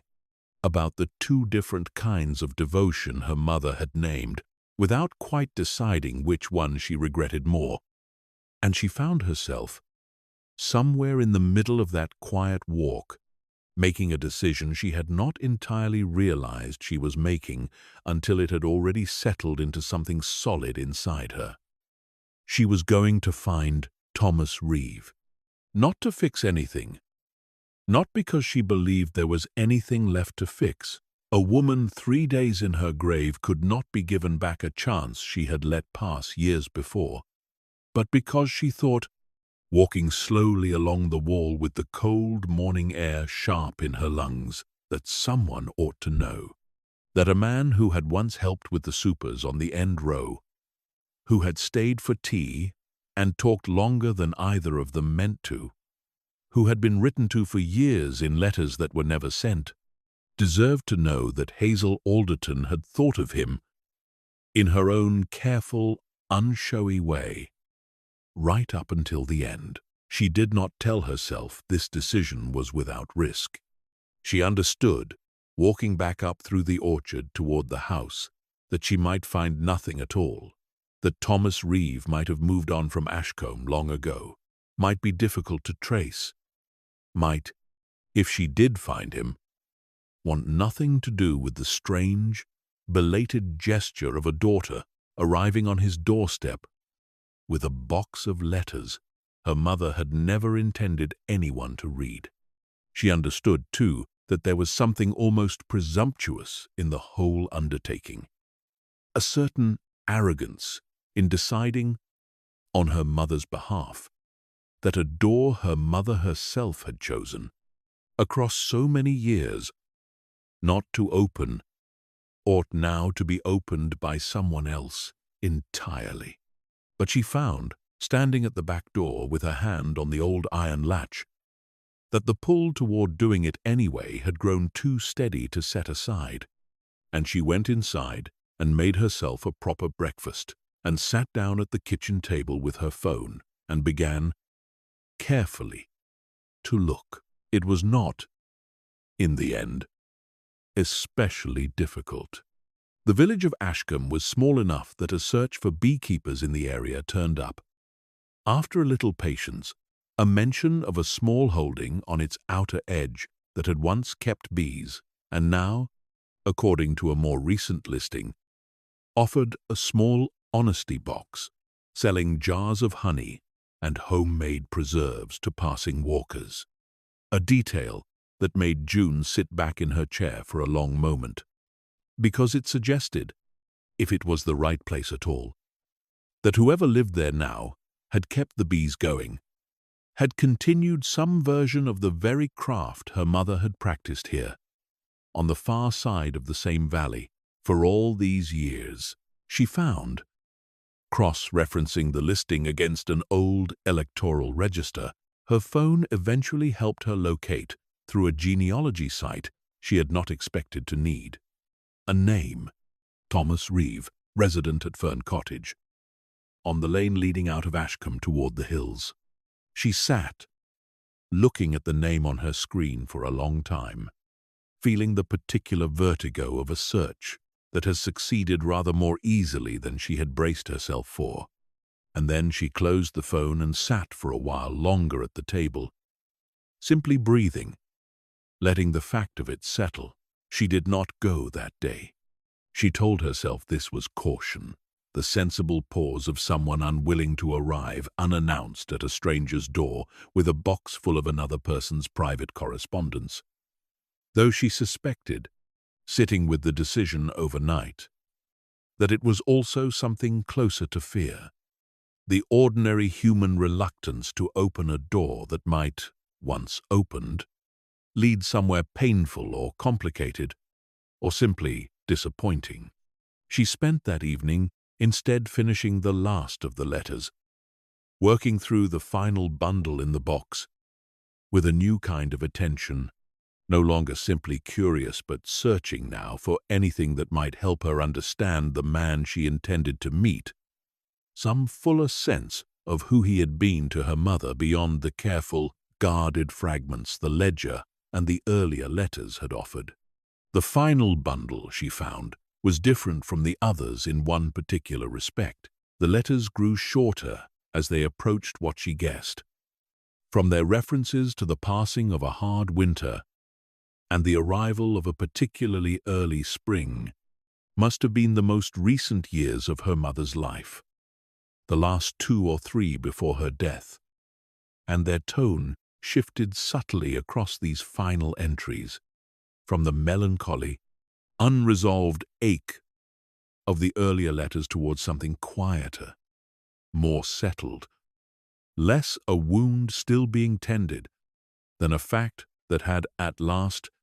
been fully accepted. I think I have made my peace with it. One of the last letters read, dated by its references to June's own visit some years before, a visit June remembered now with a fresh, uncomfortable clarity, a weekend she had spent at the farm reluctantly, distracted throughout by work she had brought with her, distant in ways she had not, at the time, examined closely. June came to see me this weekend, the letter continued. It was good to have her here, though I found myself wishing, watching her on her phone at the kitchen table while I made supper, that I had built something different between us, something less careful, less guarded. I wonder sometimes whether I taught her, without meaning to, the same instinct I have spent my whole life practicing, the safety of the steady thing over the risk of the seen thing. I hope she finds her own way past it, in time, whatever form that takes. I did not manage it myself, not with you, though I think, in these later years, I have come close to forgiving myself for that. The bees do not ask for forgiveness. They simply ask for tending. Perhaps that has been enough, in the end. Perhaps it has had to be. June read this letter with tears that came quietly and without any particular struggle against them, sitting alone at the kitchen table in the lamplight with the box open before her and the house settled into its familiar night sounds around her. And she thought about that weekend, about her own phone at the kitchen table, about all the small, ordinary distances she had allowed to accumulate across years of visits that had grown steadily shorter and less frequent. And she understood, reading her mother's gentle, unaccusing reflection on it, that the very thing she had come to this house to excavate in her mother's life, the instinct towards safety over exposure, had been alive in her own choices all along, inherited and repeated, without either of them ever quite naming it to the other. She did not read further that night. She closed the box and sat for a long while in the quiet kitchen, and then she went up to bed and lay awake longer than she meant to, thinking not about Thomas Reeve now, but about her mother, about the particular loneliness of a woman who had loved carefully and lost carefully and had, across it all, kept faithfully tending bees and a daughter and a farm, asking for nothing in return beyond the simple, steady presence of someone showing up to notice. She drove to Ashcombe the following morning. The lane out of the village climbed gently into the hills, narrow and hedged on both sides, and June found Fern Cottage without much difficulty,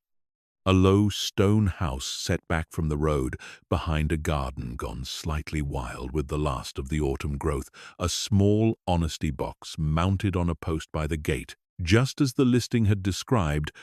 its little shelf holding a handful of jars, honey and what looked like blackberry preserve, alongside a tin for coins and a handwritten sign, asking visitors to leave what they could and take what they needed. She sat in the car for a long moment before getting out, the box of letters on the passenger seat beside her, and felt the particular nervousness of a threshold she had spent days building toward, and was now, quite suddenly, standing directly in front of. She made herself get out of the car. She made herself walk up the short garden path, past a row of late-season dahlias someone had clearly tended with care, toward a front door painted a faded green, and she made herself knock, twice, firm enough to be heard, and then she stood on the step and waited, her heart beating faster than she would have liked to admit. listening to the small sounds of someone moving inside, a chair scraping, footsteps approaching unhurried across what she guessed was a flagstone floor, much like the one in her mother's own hallway. The man who opened the door was older than she had pictured him, though she supposed this should not have surprised her, given the years the letters spanned. A tall, spare figure with white hair and a weathered face and pale blue eyes that studied her for a long moment with an expression of careful, unhurried attention before something in them shifted, some flicker of recognition that had nothing to do with ever having met her before, and everything, she would understand only a moment later, to do with her resemblance to someone he had once known very well. "You've her eyes," he said, echoing Walter Pruitt's words from that first morning at the farm, almost exactly. And June felt something in her chest catch at the sound of it. This same observation offered twice now by two men who had each, in their own different ways, known and cared for her mother. "I'm June," she said, though she suspected, from the way he was looking at her, that he had already understood this, had perhaps understood it before she'd even finished knocking. Hazel Alderton's daughter. He did not say anything for a long moment, simply looked at her with an expression she found she could not fully read, something that held grief and warmth, and a kind of careful, guarded hope, all at once. And then he stepped back from the doorway and said, in a voice quieter than she had expected, that she had better come in, that he had, in fact, been half expecting someone from the farm to come eventually, though he had not let himself hope it might be her specifically. And certainly not so soon. The cottage inside was small and plainly furnished. A single main room that served as both kitchen and sitting room. A wood-burning stove in one corner, giving off a steady, comfortable warmth. Shelves along one wall holding books and a scattering of framed photographs. June did not yet let herself examine closely. And, on a low table near the window, a scarred wooden box not unlike the one she had carried in from her car. Though smaller, its lid worn pale at the edges from years of handling. He made tea without asking whether she wanted any. Moving through the small kitchen with the same unhurried economy she had noticed in Walter and in Edwin, a gentleness of movement that seemed to belong to people who had spent long years working carefully around creatures, easily startled, and he set 2 cups down on the low table between them and sat across from her in a worn armchair, and looked at her for a long moment before finally asking gently how she had found him. June told him, as simply as she could manage, about the phone call and the drive down and the ledgers, and finally about the letters, and she watched his face as she spoke, watched the particular stillness that settled over it at the mention of the letters, a stillness that was not quite surprise, she thought, but something closer to a held breath, finally allowed to release. "She wrote to me," he said, when June had finished, though it was not quite a question, more a quiet confirmation of something he had perhaps suspected or hoped for years, without ever having proof of it. "She did," June said. "She never sent them. I found them in a box in her study. I brought them, if you'd like to see them. I wasn't sure whether I should, whether it was my place to bring them at all, but I thought you ought to know she wrote them, that she thought of you. All those years." He was quiet for a long while, his hands wrapped around his tea, his gaze fixed somewhere past June, out the small window toward the garden and the hills beyond it. And when he finally spoke, his voice had roughened slightly at its edges. "I always wondered," he said, "whether she thought of me at all once I'd gone. I told myself she likely didn't, that she'd built her whole life around the farm and the bees and you, and had no particular room left over for wondering about a man who'd asked her to choose between all of that and something else, and who hadn't been surprised. In the end, when she chose the farm, I didn't blame her for it. I want you to understand that. I never blamed her. I simply wasn't able to stay and watch her choose it. Not without it costing me something I wasn't sure I could afford to keep giving. So I left, came here, started again, in my own small way. And I told myself, most days, that this was simply how it had worked out, and that there was no particular use in wondering what she felt about any of it. All these years later, June reached for the box she had carried in from the car and set it gently on the low table between them, and he looked at it for a long moment without moving to open it. And then, finally, he reached out and lifted the lid and looked down at the bundles of letters inside, tied in their loosened twine, and June watched something move across his face that she recognized, having seen its earlier version on her own face across the last several days in the study at the farm. The particular vertigo of standing at the edge of a door, long assumed closed, and finding it, quite suddenly, ajar. "Would you like some time?" June asked gently, and he nodded, not trusting his voice. And June said she would step outside for a while, that she had noticed the garden and would be glad of a walk through it, and he nodded again, already reaching for the first bundle with hands that were not quite steady. And June rose and let herself out through the front door and stood for a while in the cold, bright garden,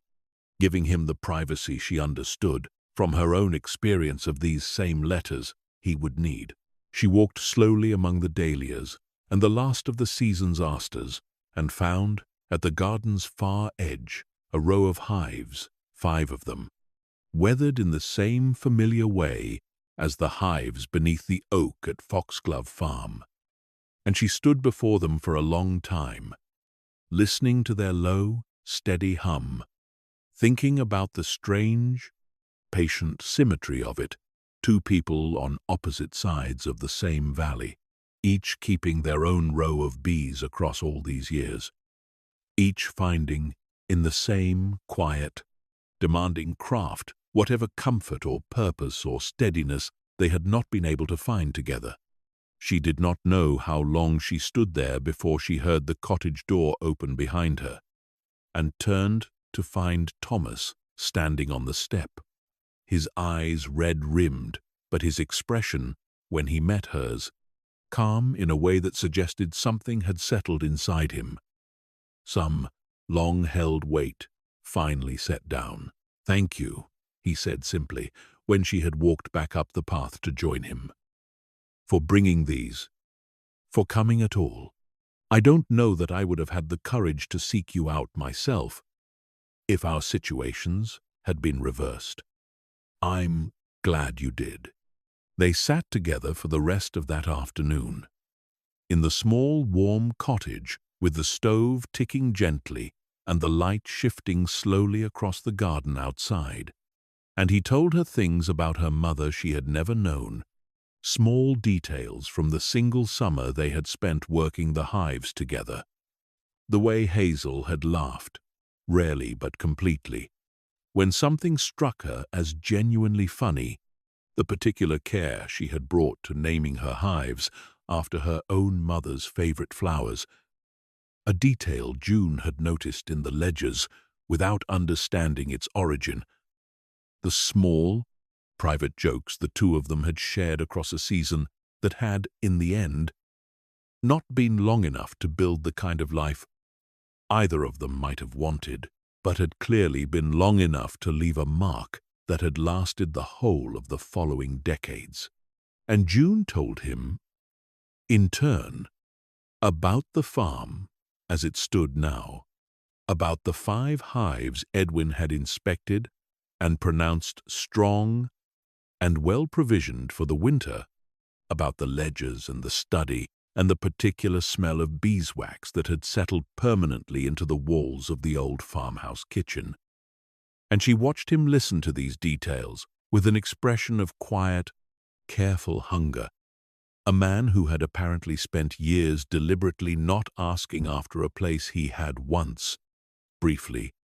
allowed himself to imagine a future within, and who was only now, in the safety of her mother's absence, permitting himself to hear about it properly. Before she left that evening, as the light outside had begun its early descent toward dusk, he asked, a little hesitantly,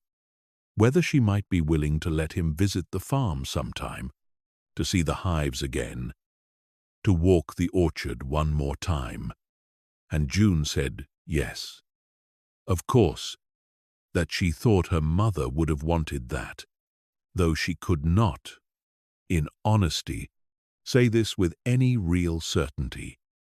only with the quiet, hopeful conviction that had settled in her over these last several days of reading letters written by a woman who had, in the end, never quite been able to close the door as fully as she had told herself she had. She drove home in the deepening dusk, the hills folding into shadow around her, and found, arriving back at the farm as the last light left the sky, that the house looked different to her now than it had on that first grey afternoon, less like a place she was cautiously reacquainting herself with, and more like something she was, slowly and deliberately, beginning to claim as her own. She did not sleep particularly well that night, though it was not the same restless, uncertain wakefulness of her first nights in the house. She lay in the dark, turning over the whole strange, tender shape of the day, the small cottage and the row of hives at its garden's edge, and the way Thomas's face had shifted when he lifted the lid of the box, and found herself, somewhere in the depths of the night, thinking not only of her mother and Thomas, but of her own life, the flat in the city, the career she had built there with such determined focus, and wondering, for the first time in longer than she could easily account for,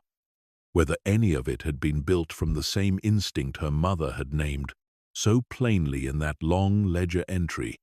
the safety of the steady thing over the risk of the seen thing. She rose the next morning before the sun had properly cleared the hills, and made tea, and carried it out to the bench beside the back door, wrapped again in her mother's old coat, and sat, watching the mist lift slowly off the orchard grass as the light strengthened, the hives beneath the oak still and quiet in the cold early air, their inhabitants not yet stirred enough by warmth to venture out. She thought about the solicitor's original list of practical matters, the small stack of forms still sitting untouched on the kitchen table, decisions about the house, about whether to sell or to let or to return, eventually, to the flat and the career and the life she had built at what she was only now beginning to properly recognize as a considerable but deliberate distance from anything that might ask more of her than steadiness alone could provide. She did not make any decisions that morning. She told herself, as she had told herself so many times across these last days, that there would be time enough for the larger questions, that for now it was enough to simply sit with the mist and the tea and the slow waking of the bees, and to let the shape of what she wanted begin to emerge in its own unhurried time, the way honey itself, she was coming to understand, from the careful accumulation of her mother's ledgers, emerged not from any single dramatic effort, but from thousands of small, patient, repeated visits, flower to flower, season to season, until eventually there was enough of something sweet and complete to be called, honestly, a harvest. She spent the following days in a quieter rhythm than the frantic, searching energy that had carried her through the discovery of the letters and the drive to Ashcombe. She worked slowly through the remaining rooms of the house, not with the detached efficiency of someone settling an estate, but with the unhurried attention of someone getting properly acquainted, at last, with a life she had spent years keeping at a careful remove. She found, in a drawer of the hallway table, a small bundle of photographs she had not known existed, herself as a child, standing beside the hives in a veil clearly sized for an adult, and cinched awkwardly at her small shoulders, her mother beside her, laughing in the rare, complete way Thomas had described. A photograph June did not remember being taken, and yet which, looking at it now, unlocked some small, warm fragment of memory she had not accessed in years. The particular texture of her mother's laugh, low and quick, and entirely without self-consciousness. She rang Thomas on the third day, and he came out to the farm the following afternoon, arriving in an old estate car, not unlike Walter Pruitt's in its general state of well-used, unbothered wear, and June met him at the gate and walked with him down through the orchard, past the trees she had once climbed and had spent the last several days properly relearning, toward the hives beneath the oak. He stood at the gate for a long moment before going further, looking at the 5 white boxes with an expression June recognized now, having seen its earlier versions on his face at the cottage and, in memory, on her own face across these last 2 weeks. The particular vertigo of returning to something long left behind, and finding it, against whatever quiet expectation of loss you had allowed yourself, still standing, still tended, still humming, with its own steady, indifferent life. She let them keep the same names, he said, after a while, nodding toward a small weathered sign June had noticed before, but never properly understood. 5 names painted in faded letters along the base of each hive: Rose, Iris, Marigold, Poppy, and Clover. Names June had assumed, reading them as a child, were simply decorative, and understood now, from Thomas's quiet observation, to be something more particular. Her mother's favorites, he explained. When June asked, from her own mother's garden, she told me once that she'd asked her, right at the start, before I knew her well, what she ought to name the first hive, being new to it all, and unsure whether beekeepers even bothered with names, and her mother had said, without hesitation, Rose, because that was always the first thing that bloomed properly in spring, and Hazel had simply kept going from there, 1 flower for each new hive as the apiary grew, until she had the 5 you see now, and never saw any reason to change the practice once it was established. They walked the row together slowly, Thomas offering small observations here and there, in the same unhurried, practiced way Walter and Edwin had, though his observations carried a different weight. June thought, the specific knowledge of someone who had once helped build this particular apiary from something smaller, who recognized in the arrangement of the hives and the particular slope of the ground beneath the oak choices he had, perhaps had some small hand in making. All those years before, he did not open any of the hives that afternoon, though June could see, watching him stand before them, that some part of him wanted to, the old instinct still present beneath the years of separation, and she found herself asking, somewhat impulsively, whether he might be willing to help her learn properly now that the association's inspector had given his blessing to the hive's general health, but had also made clear that the real hands-on work of keeping them would fall to June herself, if she chose to continue it, and whether Thomas, given his history with this particular apiary, might be the person best placed to teach her. He was quiet for a long moment, looking at her with an expression that held, she thought, both surprise and something warmer beneath it. And then he said that he would like that very much, that it had been longer than he cared to admit since anyone had asked him to properly teach the craft to someone new, and that there was, he thought, a particular rightness in it being Hazel's own daughter,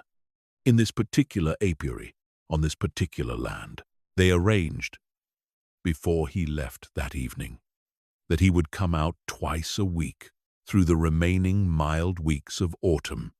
before the true cold set in and the bees settled fully into their winter cluster, to walk her through the basics properly, the handling of the frames, the reading of a hive's temperament and needs, the small, accumulated judgment that Walter had described on that first morning as something her mother simply had. A gift June was beginning to suspect might, after all, have been passed down to her in some quieter, less immediately visible form than her mother's had taken, waiting only for the right season and the right teacher to properly draw it out. She spent that evening, after he had gone, sitting again at the kitchen table with the last of the letters, the ones she had not yet finished reading, and found, working through them now, with a settled, unhurried calm rather than the searching urgency of the previous days, that the final few carried a different tone entirely from everything that had come before. Shorter, quieter, less an ache carefully tended than something closer to gratitude. A woman making her peace, in her own careful way,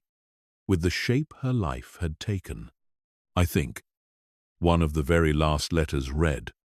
dated by its reference to a summer June now understood, had been only the year before her mother's death, that I have stopped writing these because I need to, and started writing them because I want to. There is a difference, though it took me a long time to notice it. I am not unhappy, whatever this box of unsent letters might suggest to anyone who found it after me. I have had a good life. The bees have taught me more than I think I ever properly credited them with, patience most of all, and the particular satisfaction of a task that asks only steadiness and rewards it, season after season, without fail. June is well, out in the world, building whatever life she is building. And though I wish, some days, that she called more often, that she visited longer, when she does come, I understand, better than I once did, that she is only doing what I myself did all those years ago, choosing the steady thing, the safer thing, and I cannot fault her for it, having made the very same choice myself, in my own time, in my own way. I hope, if she ever finds these, that she does not read them as a warning against the choice, only as a record of one woman's particular way of living with it. I chose the bees. I do not regret the bees. I regret, perhaps, only that I did not find a way to have both, the steadiness and the risk, together, though I am not certain such a thing was ever truly available to me, given who I am, and I have made, in the end, a kind of peace with that too. June set this letter down and sat for a long while in the quiet kitchen, the lamp casting its familiar warm circle across the table, and felt, reading it, something settle inside her that she recognized as forgiveness, though she could not have said with total certainty whether it was forgiveness for her mother or forgiveness she was, at last, extending to herself for all the shortened phone calls and hurried visits and years of careful, guarded distance, because she understood now, reading this final letter, that her mother had not spent her whole life waiting bitterly for a daughter to call more often, but had instead made her own quiet, hard-won peace with the particular shape their relationship had taken, the same patient acceptance she had brought to every season of the bees, good years and thin ones alike. The weeks that followed settled into a rhythm June had not expected to find so easily, though she recognized, once it had established itself, that it was simply the rhythm her mother had lived within for the whole of her adult life. The small, repeated tasks of a household built around the turning of a season rather than the turning of a calendar of meetings and deadlines. Thomas came twice a week as promised, arriving in the late morning when the air had warmed enough to make the bees calm and workable. And June found, under his patient, unhurried instruction, that the fear she had carried since childhood began, slowly, to give way to something closer to the fascination she remembered from that one particular summer she had never been able to properly recall, a summer she now understood. Piecing it together from small details Thomas offered in passing, had been the last summer, before whatever quiet shift in her had turned curiosity into caution, wonder into distance. He taught her to read the hum of a hive before ever lifting its lid, the different note a colony made when it was calm and settled against the sharper, more urgent note of one that had been disturbed or threatened. A difference June found she could not, at first, hear at all, and then, gradually, over several visits, found she could hear, more often than not, a small, private triumph that made Thomas smile in a way she suspected, though he never said so directly, reminded him of watching her mother learn the same skill many years before. He taught her to move slowly and deliberately around the hives, never sudden, never hurried, explaining that bees read a person's movements the way people read tone of voice. That calm, unhurried hands communicated safety in a way that no amount of protective gear could substitute for. And June found herself thinking, more than once,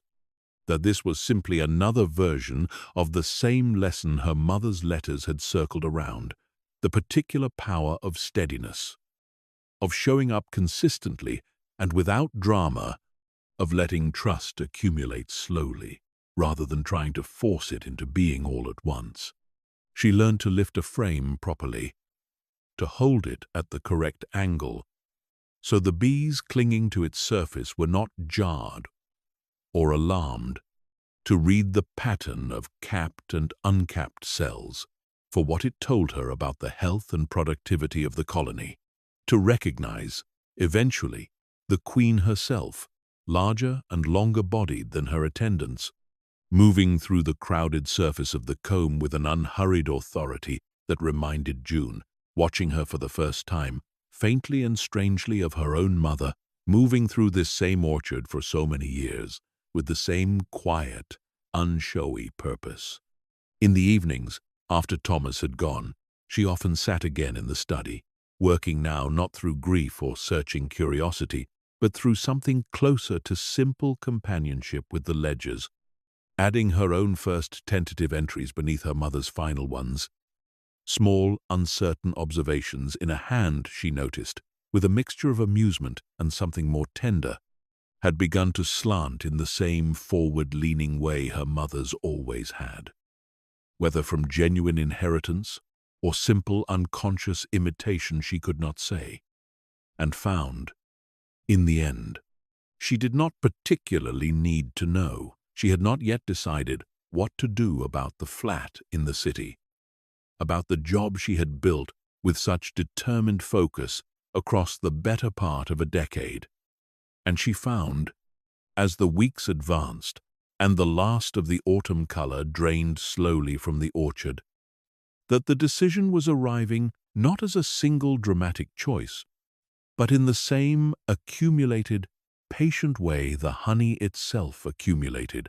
small realization by small realization, until one gray morning, standing at the kitchen window with her tea going cold in her hand, exactly as it had on the afternoon of the solicitor's call, she understood, with a calm certainty that surprised her by how little drama accompanied it, that she was not going back, not permanently,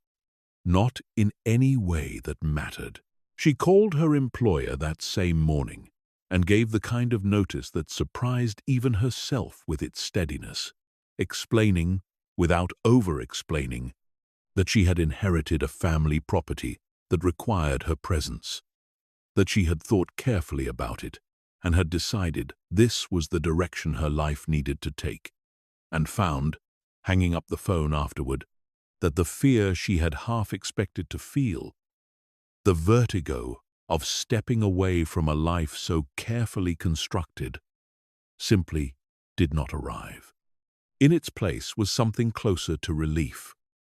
the particular lightness of a decision finally made after being circled for far too long. She drove back to the city only once more, in the first cold week of true winter,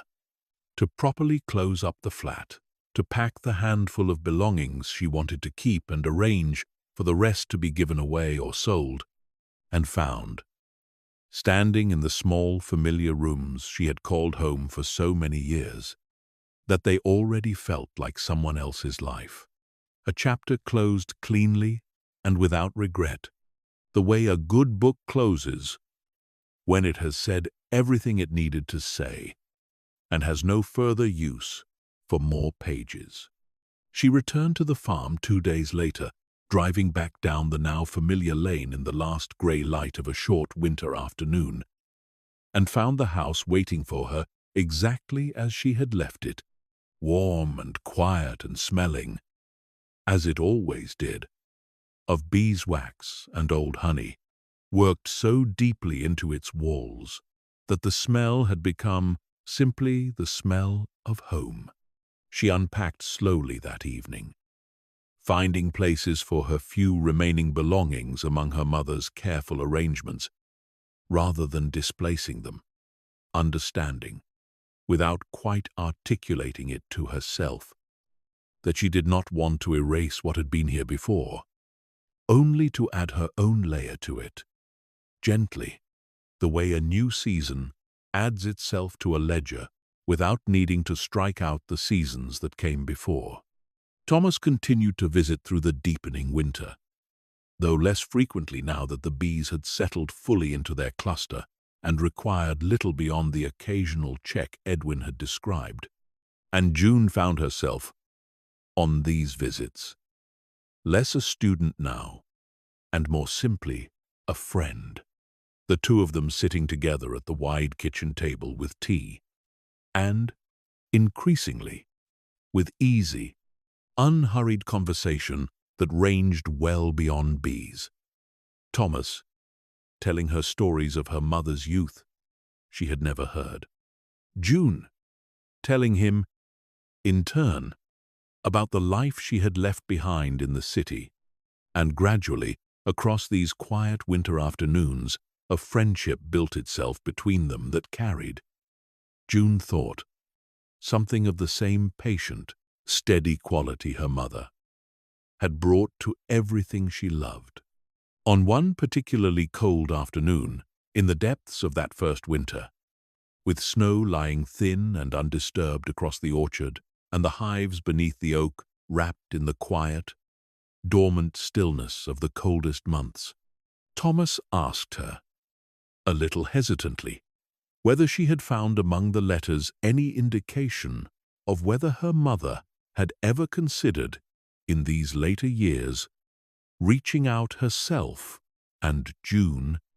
who had by then read every letter in the box more times than she could easily count, told him honestly that she had found nothing so direct, only the accumulated evidence of a woman who had, in her own quiet way, never fully closed the door,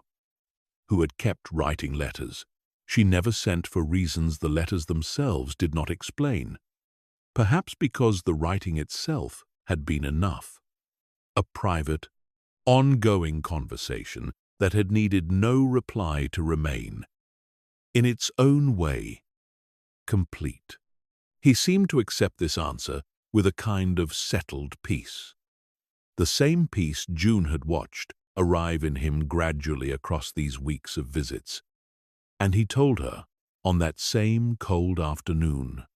that he did not think he needed more than what he had been given. The letters themselves, the knowledge that he had been thought of, the strange, generous gift of a daughter willing to drive across a valley to deliver a box of paper that had waited patiently for exactly the right person to finally read it. The winter passed slowly. In the way of winters in that part of the country, long stretches of quiet grey days broken occasionally by a hard frost or a rare fall of proper snow, and June found, moving through it, that she did not mind the slowness at all, that there was something almost restorative in a season that asked so little of her beyond the simple maintenance of a house and the occasional walk down through the orchard to check that the hives remained undisturbed beneath their light. Dusting of snow, she spent many of these quiet evenings in the study, working now not only through her mother's older ledgers, but through the accumulating pages of her own, small entries recording the small events of a season that felt, in its own understated way, eventful simply by virtue of being new to her, the first hard frost she had properly noticed since childhood, a fox she had watched cross the orchard, one particularly still evening, the particular blue quality of the light on snow beneath a full moon. She wrote to Walter Pruitt's suggestion and joined the district association properly, attending the small handful of winter talks held in the market town's community hall, sitting among a room of mostly older beekeepers who welcomed her with the same unhurried warmth she had come to associate with everyone in this valley who had known her mother, several of them offering, unprompted, small memories of Hazel that added, piece by piece, to the fuller portrait June was slowly assembling of a woman she was only now, in death, coming to properly know. The first of these talks was given by Edwin himself, on the subject of overwintering colonies in difficult years, and June sat near the back of the small hall, nursing a cup of the tea someone had set out on a trestle table by the door, listening to him work through slides of frost-damaged frames and discouraged, underfed hives with the same patient, unhurried authority he had brought to the inspection of her own 5 hives, that first bright morning, and she found herself thinking, watching him, that this whole valley seemed populated by people who had learned, through years of careful tending, a particular kind of quiet competence that had nothing to do with speed or spectacle and everything to do with simply showing up reliably, season after season, for something that could not be rushed. Afterward, over more tea and a plate of biscuits that someone's wife had apparently brought along without being asked, several of the older members drifted over to introduce themselves properly, and June found herself, over the course of that first evening, gathering small fragments of her mother's history, the way she had been gathering them all along, from the ledgers and the letters, and now from these quiet, unhurried conversations with people who had known Hazel Alderton across the ordinary business of a shared rural life. A woman named Constance told her that Hazel had once driven 2 hours in a snowstorm to bring a spare queen to a beekeeper whose colony was failing, arriving so late in the evening that Constance's husband had nearly turned her away at the door, mistaking her for a stranger, before recognizing, in the deep, quiet competence with which she'd handled the transfer, exactly who she must be. A man named Desmond, older even than Edwin, remembered Hazel from the earliest days of her keeping, a young woman new to the craft who had asked more careful, thoughtful questions in her first season than most beekeepers managed across a decade, and who had, within only a few years, begun answering more questions than she asked. June listened to all of this with the same quiet hunger she had brought to the ledgers and the letters, understanding that each small story was another piece of the fuller mother she was assembling. And she found herself driving home from that first talk in the cold dark of a winter evening, thinking about how strange and how right it was that she should be learning so much of her mother's true character, not from the woman herself, across all those years of careful, guarded phone calls, but from a community of quiet strangers who had simply been paying attention all along in the unhurried way rural communities pay attention without ever making a show of it. She attended every talk the association offered that winter and found, by the season's end, that she had become something of a familiar face herself, greeted warmly by name, asked after with the same easy, unshowy care the others had shown her mother. And she understood, sitting among them on the last evening of the season's program, that she had been given, without quite realizing she needed it, a community to belong to, a steady, patient network of people who would notice, in the way Walter had noticed, the milk still on the step, if something in her life ever quietly went wrong, and who would show up, without fuss, to help however they could. Late that same winter, Constance mentioned,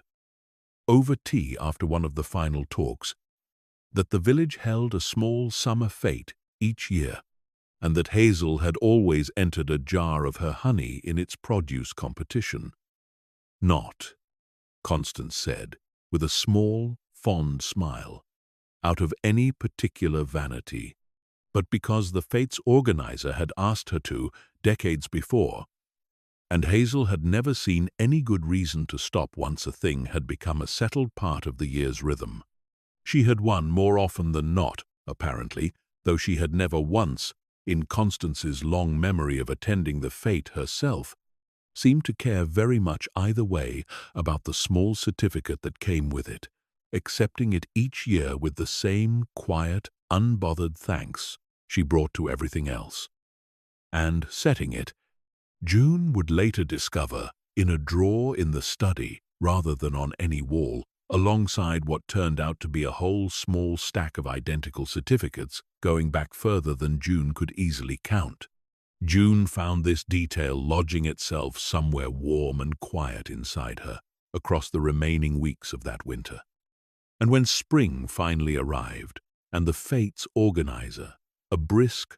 kind woman named Priya, who ran the village shop, called to ask, a little hesitantly, whether June might consider carrying on the tradition, June found she did not need to think about it for very long before saying yes. Spring arrived gradually, the way it always did in that part of the country, not with any single dramatic thaw, but with a slow accumulation of small signs. Snowdrops first along the base of the orchard wall, then crocuses scattered through the grass beneath the apple trees. Then, finally, the first hesitant blossom on the trees themselves, pale and tentative against the still, cool air. June watched the hives through this slow awakening with an attention she had not known herself capable of before this year, noting the shift in the bees' behavior as the days lengthened and warmed, the increasing traffic at the hive entrances, the returning foragers heavy with the season's first pollen, and she found, standing at the gate one particularly bright morning in early spring, that she understood, in a way she could not have articulated even a season before, why her mother had found in this quiet, demanding craft something worth building an entire life around. Thomas came more often as the weather warmed, and together they worked through the first proper inspections of the new season, June's hands growing steadier and more confident with each visit, until there came an afternoon, some months into her tenure at the farm, when Thomas stood back from the hive they had just finished examining and told her, with a quiet warmth she did not think he offered lightly, that she had her mother's gift after all, that he could see it now in the particular calm she brought to the bees, a stillness that seemed to settle the whole colony the moment she approached. And June felt, hearing this, a happiness so complete and unexpected that she had to look away for a moment toward the orchard, toward the blossom now fully open on every tree, to keep from crying in front of him. The first honey of her own keeping came in early summer, drawn from the hives on a warm, still morning with Thomas beside her, offering guidance where it was needed, and stepping back, increasingly, to let her manage the greater part of it herself. She worked the extraction in the honey room off the kitchen, a small stone-floored space she had not properly used before this season, following the methods recorded so carefully across her mother's ledgers, the straining and settling and the eventual careful filling of clean jars, and she found, watching the pale gold liquid catch the morning light as it filled the first jar of her own harvest, that she understood something now about her mother's decades of careful, faithful record-keeping that she had not fully grasped even in the depths of her earlier grief, the particular satisfaction of a labor that asked only patience and returned, in its own time, something genuinely sweet. She labeled the jar in her own hand, small and neat, though not yet quite as practiced as her mother's had been, marking simply the season and noting, beneath it, in a small addition that felt right, though she could not have said precisely why, the words "first harvest," before setting it carefully on the shelf in the honey room at the start of what she understood would, if she kept faithfully to this life, become her own long sequence of jars, standing eventually beside her mother's final jars, in a continuous, unbroken line stretching back further than either of them could properly account for. She carried a second jar from that same first harvest down to the village fete a few weeks later, on a warm, bright Saturday with bunting strung between the old chestnut trees on the green, and the whole village gathered in the particular unhurried festivity of an event that had clearly been happening, in more or less the same form, for a great many years before June had ever thought to attend it. She found the produce tent easily enough, and set her jar among the neat row of entries already assembled on the trestle table, feeling a small, unexpected nervousness as she did so, not for any prize, which she found she did not particularly want, but for the strange, tender weight of placing her own first effort in the exact spot where her mother's jars had stood for so many years before. Priya found her there and greeted her warmly, and Constance appeared soon after with Desmond in tow, and Walter arrived not long after that, having apparently come specifically to see how her jar fared, even though he professed no real opinion on honey one way or another. And June found herself standing in the warm afternoon sun, surrounded by this small, steady gathering of people who had known her mother and had, across this last year, quietly, and without any particular ceremony, come to know her too. Her jar did not win, in the end beaten narrowly by a heather honey from a small holding on the far side of the district that even Edwin, serving as one of the judges, admitted was a genuinely exceptional harvest. But June found she minded this not at all, standing instead with a small, proud pleasure at having entered it all, at having carried on, in her own first uncertain way, a small tradition her mother had tended faithfully for decades, without ever needing it to mean anything grander than showing up each year with whatever the season had given her. Thomas found her later that afternoon, standing near the produce tent with a cup of the fates' rather too sweet lemonade, and told her, with a quiet warmth she had come to recognize as his particular way of offering the highest praise he knew how to give, that Hazel would have been proud, not of the jar exactly, but of the showing up, the carrying on, the willingness to stand in the same spot on the same warm afternoon and continue a small, unremarkable tradition, simply because it was worth continuing. And June found, hearing this, that she believed him completely. She invited Thomas to stay for supper that evening, and Walter too, who arrived with a bottle of something he described only as homemade and better not questioned too closely. And the three of them sat together at the wide kitchen table as the summer evening softened slowly toward dusk, eating a simple meal and talking easily of small things: the weather, the season's forage, a swarm Walter had helped a neighboring farmer recover earlier that week.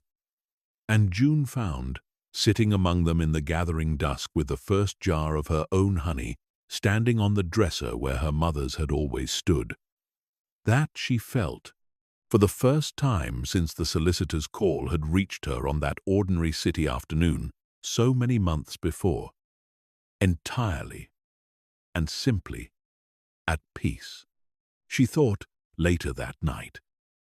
lying in her narrow childhood bed with the window open to the warm summer air and the low, distant hum of the hives just audible beneath the sounds of the settling orchard, about everything the year had brought her, the grief and the discovery, and the slow, careful rebuilding of a life she had once mistaken for something she wanted to escape, rather than something she had simply not yet learned to properly inhabit. She thought about her mother, about the letters and the ledgers, about the particular,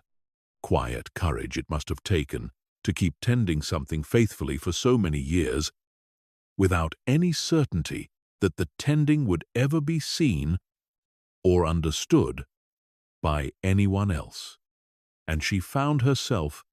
drifting slowly toward sleep, silently thanking her for the bees, for the farm, for the box of letters that had, in the end, opened a door neither of them had quite managed to open while there was still time to do it together, but which had, eventually, opened all the same, in its own patient, unhurried season. She thought, too, about the particular strangeness of grief, how it had arrived in her that first grey week, not as the single, overwhelming wave she had somehow always expected it to be, but as something quieter and more patient, something that unfolded across months rather than days, revealing itself gradually in ledgers and letters, and the slow, careful reconstruction of a woman she had allowed herself, for too many years, to know only partially. She understood now that this slower unfolding had, in its own way, been a kind of gift, a grief that had given her time to also find, alongside the loss, an entire inherited life waiting patiently to be claimed. A community, a craft, a friendship with a gentle stranger who had turned out, in the end, Not to be a stranger at all, but simply another person her mother had loved carefully and well. The bees continued through that summer and into the autumn that followed, and through the winter after that, and June continued with them, learning each season a little more of the particular, accumulated wisdom her mother had spent a lifetime gathering. The small adjustments a good beekeeper learns to make, almost without noticing. The patience required to wait out a difficult season rather than force a solution that might do more harm than good. The deep, quiet satisfaction of watching a colony not merely survive but thrive under careful, attentive tending. She kept the ledgers faithfully, adding her own entries beneath her mother's final ones, in a hand that grew, season by season, more confidently her own. And she kept, too, in a small wooden box on the desk beside them, a single letter she had eventually written, and, unlike the many that had come before it in that same study, actually sent, addressed not to Thomas, who needed no further words from her by then, but to herself. A letter she did not open again for a long while, content simply to know it was there, waiting, the way so much in this quiet valley seemed content to wait, patiently, for whatever season would eventually bring it fully into the light. And if, on some warm evening in the years that followed, you had walked down the lane toward Foxglove Farm and paused at the low gate beneath the old oak, you might have seen her there among the hives in the last gold light of the day, moving slowly and without hurry between the rows, her hands steady, her attention complete, humming very softly to herself, in a way she had not noticed she'd begun to do until Walter had mentioned it one afternoon, laughing that she sounded exactly like her mother used to, out here in the quiet, among the bees, at the end of a long and ordinary and entirely good day. The bees hummed on around her, steady and patient, and utterly unconcerned with anything beyond the simple, faithful work of the present moment. And the orchard settled slowly into evening, and the old house waited beyond it with its lamps not yet lit, warm stone holding the last of the day's heat, ready, as it always was, for whoever came home to it. If you found comfort in this story tonight, know that rest is already finding its way to you. Let the hum of the bees and the quiet of the orchard stay with you as you drift off. Sleep well, and I will see you again soon for another gentle story.